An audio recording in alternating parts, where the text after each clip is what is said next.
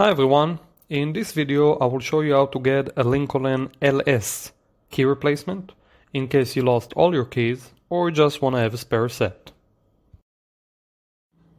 In addition, I will go over key replacement cost, types of keys, coding information, and some great tips to save you a lot of time and money. Before we start, we would really appreciate if you can like this video, and of course if you need any help you can contact us 24/7 and we will connect you with a locksmith near you. So, Lincoln LS is one type of key, which is a transponder key or chip key. Between 2000 and 2006, we have a transponder key with part number H92PT, which needs to be coded on site with a special machine. Now it's time for tip number 1. There are many different key fobs and transponder keys that looks exactly the same. However, they have a different chip value inside them, and if you get the wrong key, you get the wrong chip. Wrong chip, and you will not be able to start the vehicle. So always remember to provide the locksmith or dealer either the exact year, make and model of your car, or the VIN number and the type of key you had.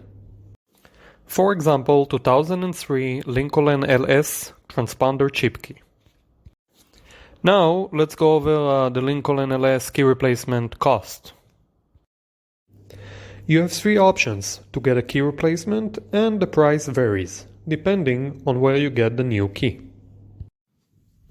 First, get a key online and then have a locksmith or dealer cut and program it for you.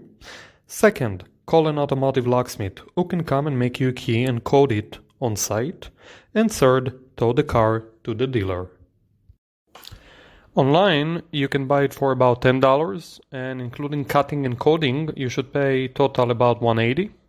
A locksmith should charge you about $200 for on-site service at your location, and the dealer about $250. The following is very important to remember. While some keys can be coded without a special machine, it is not the case here. Therefore, if you decide to buy a key online, you will have to contact either the locksmith or dealer to do it for you. You cannot do it yourself. Before we continue, a quick word about a spare set. Making an additional key when you already have a working key is much cheaper and faster.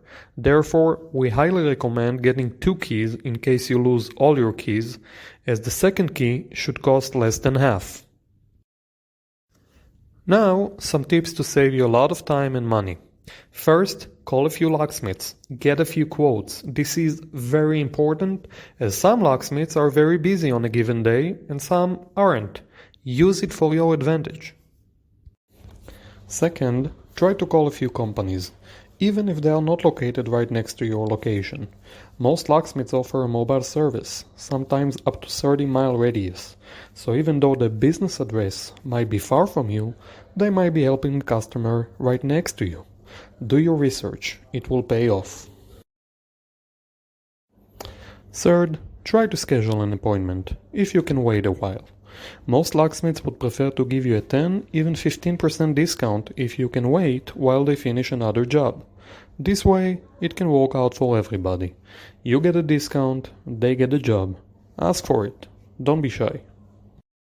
Finally, just like a mortgage, try to negotiate.